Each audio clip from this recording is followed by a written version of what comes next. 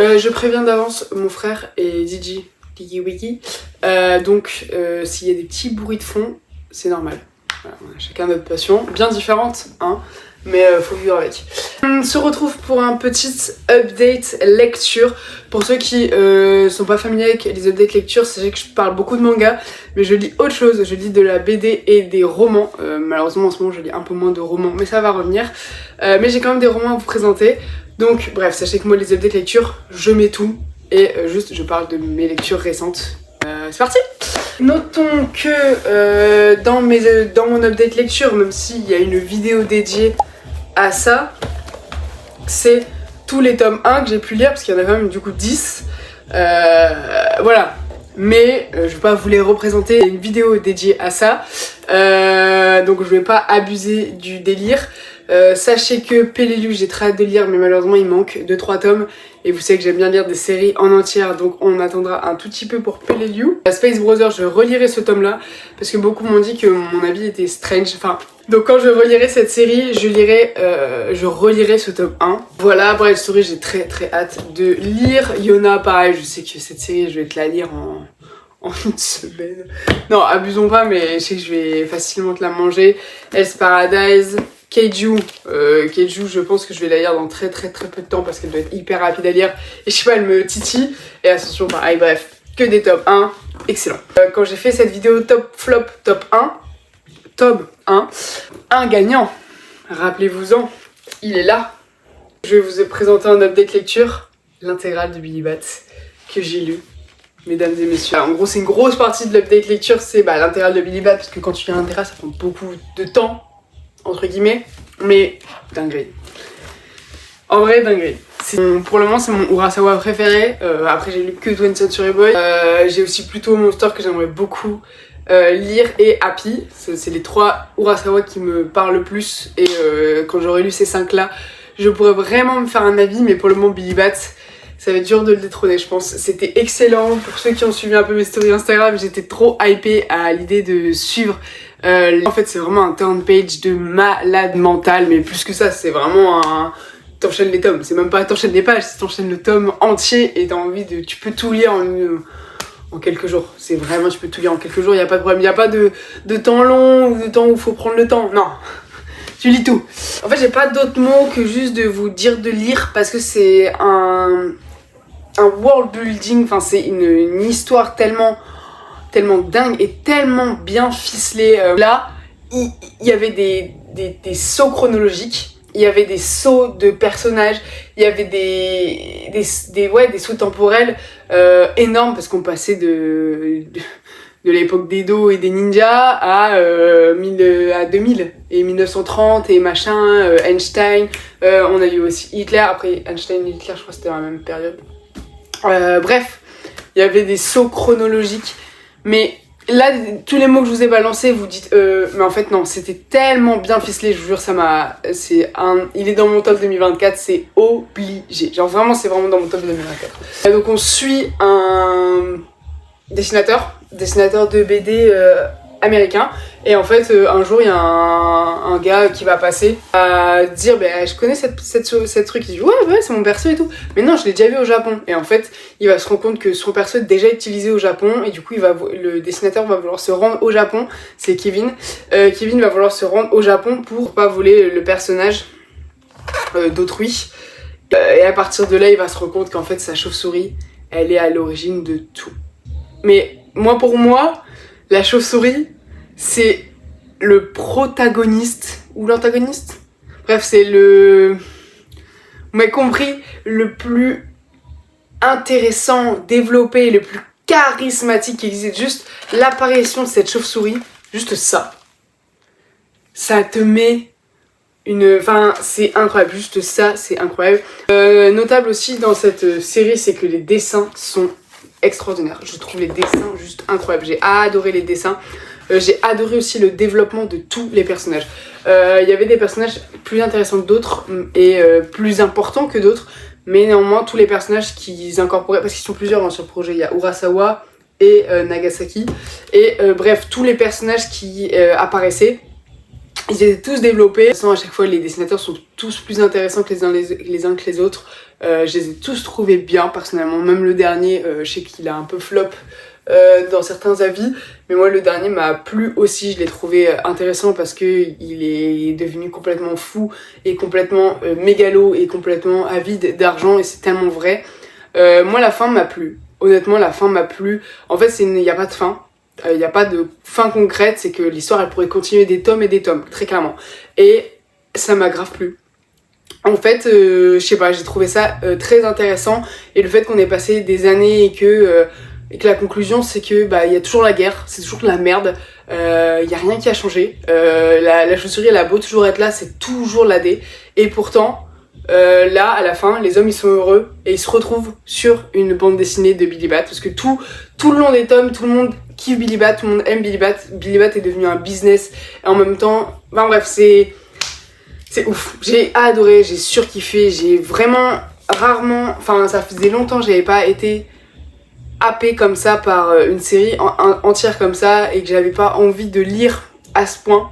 J'ai vraiment été dedans de A à Z. Il n'y a pas eu un tome en blanc ou il n'y a pas eu un tome où j'étais moins dedans. À chaque fois, quand tu ouvres le tome, tu sais jamais à quoi t'attendre.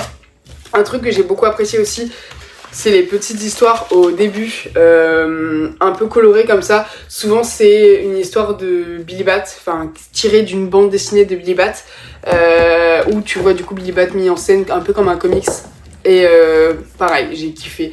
Non, franchement, j'ai rien à dire, que ce soit les dessins, les personnages, la façon dont la chronologie elle est gérée, le turn page de ouf. Pour moi, il n'y a pas trop de défauts. Voilà, je trouve pas trop de défauts à cette série. T'es toujours happé, il y a toujours quelque chose. Moi, je valide, je check out Billy Bat. Voilà pour les mangas, il reste une autre série, je vous en reparle juste après. Avant, on va parler un peu de romans pour varier. Babel, j'ai fini de lire Babel depuis l'update lecture. Depuis le dernier update, je vous en ai pas parlé, mais j'ai fini de le lire. J'en ai fait une vidéo d'ailleurs pour avoir un avis, enfin c'est plus un petit chat où je débrief tout ce qui me vient par l'esprit. C'était génial comme lecture. Néanmoins, elle va pas me marquer ad vitam aeternam. Et elle était pas non plus à la hauteur de mes attentes vu tout le laïus qu'on met autour. Alors ça se lit hyper rapidement malgré le pavé, les pages tu les enchaînes, il n'y a pas de problème, ça se lit vraiment hyper agréablement. La plume elle est magnifique, il n'y a pas de problème là-dessus. J'ai trouvé incohérente sur certaines choses. Et un manque de développement assez certain sur certaines actions parce que en fait le sujet qu'aborde ce livre est génial. Il est génial. Tout ce qu'on aborde, que ce soit le racisme ou la discrimination, enfin tout ce qu'aborde ce livre et tout ce qu'aborde Kwang, c'est super. Mais ça manque de quelque chose. Limite il y a trop dans un seul livre. Ça manque de développement sur certaines choses. En fait tout le long t'es comme ça et en fait t'aimerais être sous l'eau. Et le ressenti, c'est qu'il manque d'une intensité assez certaine sur pas mal de choses. Mais c'est quand même un livre que je vous conseille de lire, qui vous met une certaine pression et qui vous retourne un peu l'esprit. C'est vrai qu'il aborde des sujets de ouf. Mais sur le coup, moi j'ai fini le livre, ou même en le lisant, j'étais pas... C'est parce que les autres en ont parlé et ont appuyé sur ces sujets, je me dis putain, mais ouais, il aborde des sujets de malade.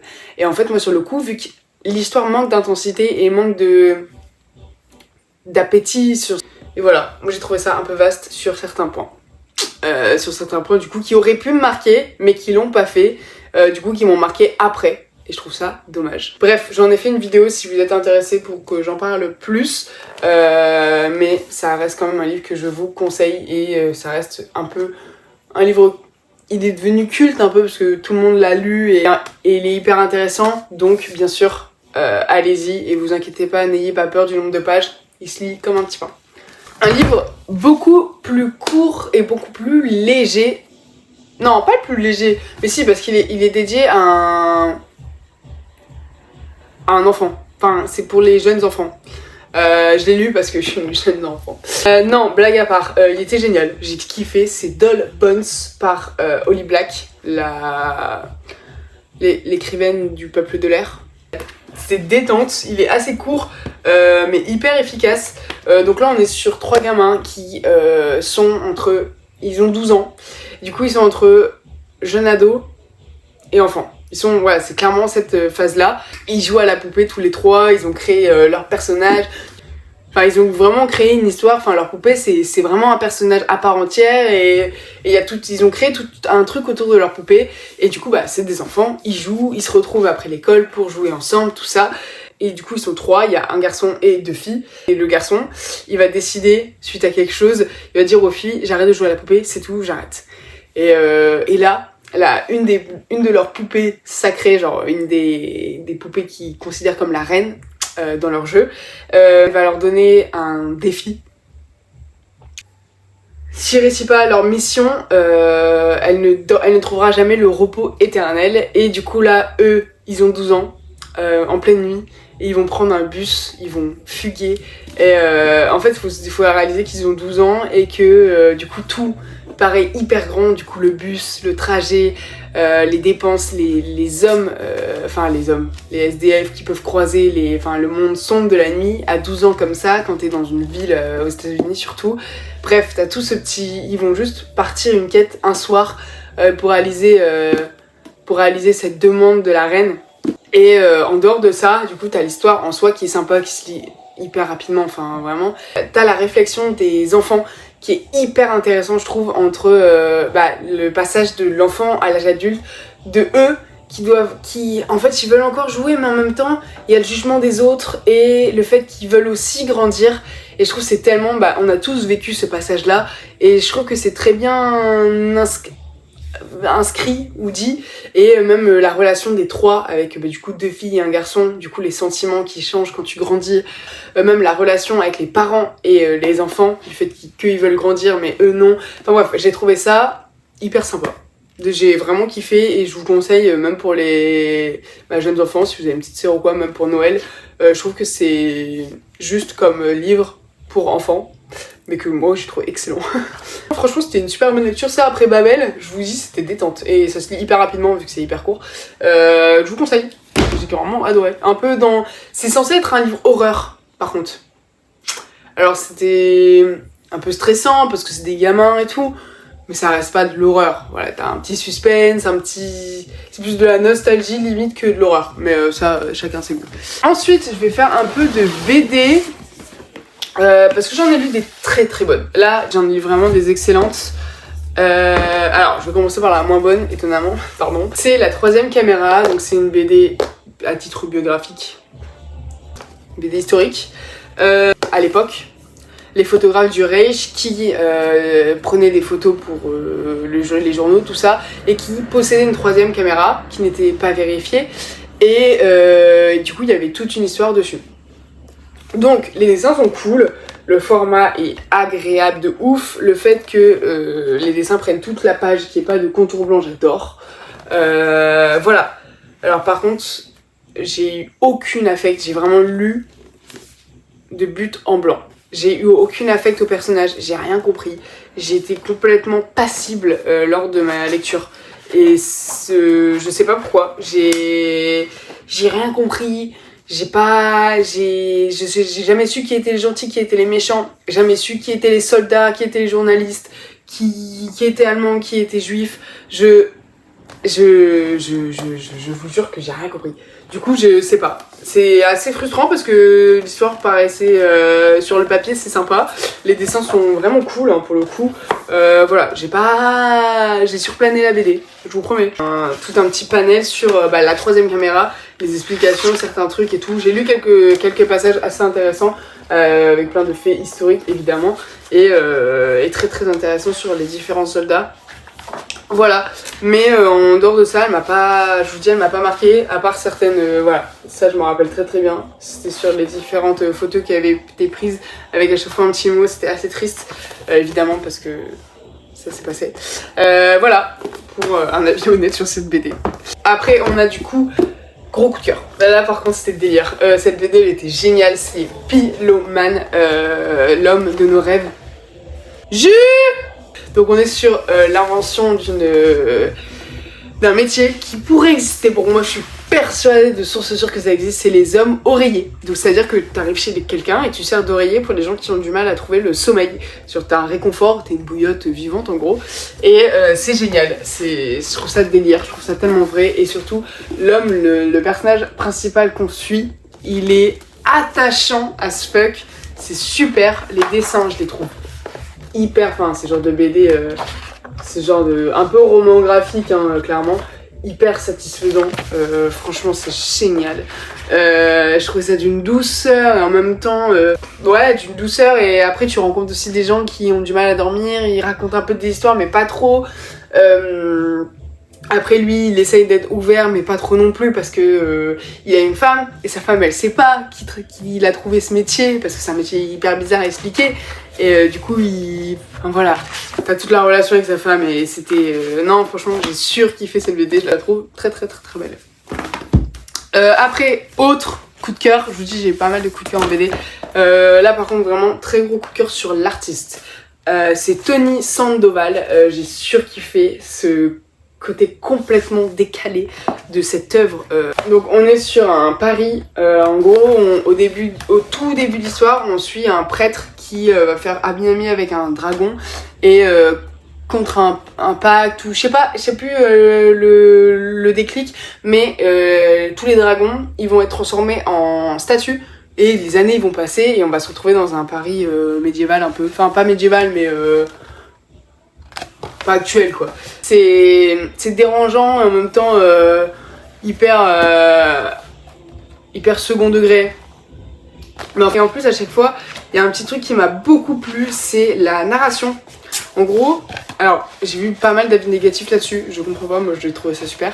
T'as des petits carrés de narration qui dit par exemple ils arrivent, enfin des petits carrés de narration, souvent c'est vierge, tu vois, il n'y a pas de... Et là, le carré de narration, il était humoristique, il était marrant, il y avait une petite attention, voilà, il donnait son avis sur ce qui se passait sur la planche et je trouve ça génial, je trouve ça super drôle, ça aide à mieux comprendre la planche pour certains moments, ça fait rire, ça fait sourire, moi je trouve ça génial, les petits carrés de narration comme ça. Non franchement, gros coup de cœur pour cet artiste que j'ai trouvé super et cette BD que je trouve génial. J'ai passé un très très bon moment à la lire, je me suis pas du tout perdue, j'ai vraiment souri, non franchement très sympa.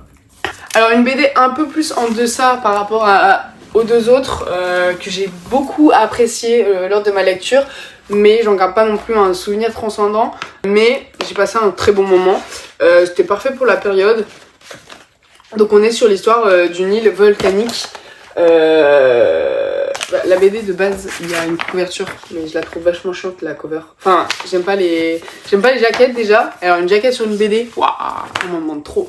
Bref, magma. Du coup, on est sur une île volcanique, une île maudite, parce qu'il se passe des événements. Il s'est passé un événement quand une fille elle était petite, d'un coup elle s'est évanouie et elle raconte qu'elle s'est transportée qu'elle a été dans un endroit complètement différent. Donc il se passe plusieurs années. On va sur une femme où il lui arrivait la même chose. Et du coup son mari qui va partir à la recherche d'un toubib pour trouver une solution. Et voilà, c'est très abstrait, très lunatique un peu, mais tu te décroches, tu profites, tu passes un bon moment. Une Écosse un peu sombre, avec une île maudite, voilà, j'ai bien aimé. Et le fait que la fin elle soit complètement abstraite, voilà, c'était sympa. Je suis pas non plus en folie, mais je sais que j'ai passé un bon moment de lecture. Incroyable cette BD, j'ai pas pu encore la faire passer en book haul, je l'ai lu avant. D'ailleurs pareil, tout ce que vous avez vu là, je l'ai lu avant de passer en book haul, mais c'est pas grave.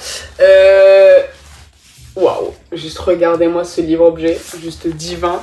Donc on est sur Les Travailleurs de la mer par Victor Hugo, mais dessiné par Michel Durand, enfin réadapté en format BD comme ça. C'est l'un des plus beaux livres objets que j'ai dans ma bibliothèque. En dehors du livre objet, regardez les dessins. Attendez que je vous montre les dessins. Tous les dessins sont comme ça. Tous. C'est magnifique. C'est une expérience de lecture juste folle. Voilà, qu'on soit clair. C'est magnifique. Non, franchement, à part vous dire que c'est beau, c'est machin, je peux rien vous dire de plus. c'est tout des petits traits comme ça en... Oh, non, toutes les pages sont comme ça. Et en fait, c'est super. En fait, moi, je m'attendais à ça soit plus une BD contemplative, que ça se lise hyper rapidement. Je l'ai lu en 3 fois. Enfin, j'ai mis... c'est pas une BD que j'ai lue en une fois, mais genre pas du tout. J'ai pris mon temps parce qu'il y a énormément de texte en fait. Il y a beaucoup de texte. Et vu que la BD est très très grande, en fait, t'as énormément de carrés. T'as un carré là, enfin... T'as énormément de petits carrés. Et du coup, on est vraiment sur l'histoire des travailleurs de la mer. Alors, si tu connais pas l'œuvre à la base ou l'histoire à la base, t'es un peu perdu. Moi, c'était mon cas. Je connaissais pas l'histoire à la base. J'avoue que... En plus, les personnages, ils sont avec les traits relativement abstraits. Tu vois, t'as pas une couleur. Enfin, c'est moins visuel qu'une BD. Enfin, c'est extrêmement visuel, mais c'est moins facile visuellement qu'une BD classique. Du coup, au début, j'étais un peu perdue, surtout que c'est assez philosophique. T'as vraiment des citations. Mais, en finalité, déjà, l'histoire est très triste, parce que le mec, il passe sa vie en mer pour aller sauver et réparer le bateau de son père, ou le bateau de son père pour avoir la main de la fille dont il est tombé amoureux. Amoureux. Et finalement, elle se marie avec un autre. Bref, c'était très triste, mais... hyper sympa, enfin juste visuellement, c'est génial, je vous le remontre, hein. Mais c'était dingue, c'était super, c'était super. Bref, incroyable cette BD. Next, j'ai lu, pareil dans tous mes top 1, il y avait Billy Bat que j'ai lu, et j'hésitais avec Karakuri Circus. Et j'ai fini Billy Bat, et quand j'ai fini Billy Bat, j'ai commencé Karakuri Circus. Donc j'ai lu le 2 et le 3 en plus pour le moment. Génial. Génial. Quand tu te mets dans l'optique que c'est un shonen, que c'est vu, enfin quand tu te mets dans cette optique là, je sais pas si vous avez compris ce que je voulais dire. Voilà, parce que le gamin c'est genre faut que je le sauve, je le connais depuis 2 jours, mais je vais donner ma vie pour lui et tout. J'ai plein de bleus sur le corps, je suis un gamin, j'ai 10 ans, mais là actuellement je serais mort si c'était dans la vraie vie. Mais vas-y, je saute quand même, j'y vais. Il fait une chute de 10 mètres, il reste en vie quand même. Enfin voilà, c'est fou, c'est improbable, et en même temps, c'est du shonen, qu'est-ce qu'on attend de plus? C'est génial, voilà, j'ai pleuré. Enfin, j'ai pleuré, quand je dis que j'ai pleuré, c'est que j'ai été vraiment émue, genre, j'ai eu des petits moments d'émotion, d'émeu vis-à-vis de ce gamin qui est complètement, je sais pas, tu t'attaches trop à ce gosse. Là, après, il y a eu un plot twist auquel je m'y attendais pas du tout, et pour le moment c'est encore un questionnement, et j'espère qu'il va revenir. J'en dis pas plus, mais j'espère vraiment, parce que je m'y attendais vraiment pas. Une lecture très sympa. Un reproche à faire, c'est que les dessins parfois, trop d'infos. Parfois les dessins, c'est incompréhensible, c'est illisible. C'est pas facile. Enfin vraiment c'est un bon shonen quoi. Je vais passer un bon moment à lire ces 26 tomes. Voilà, Karakuri Circus pour le moment, 3 tomes. C'est pas mal du tout. Hâte de voir ce que nous réserve la suite. Dernière lecture, j'ai lu un Jiro Taniguchi. J'ai pas lu plus que ça de Jiro Taniguchi ce mois-ci. J'en ai lu un et c'était une très très bonne lecture. C'était L'Orme du Caucase. Et en fait, l'Orme du Caucase, je savais pas, mais c'est un arbre.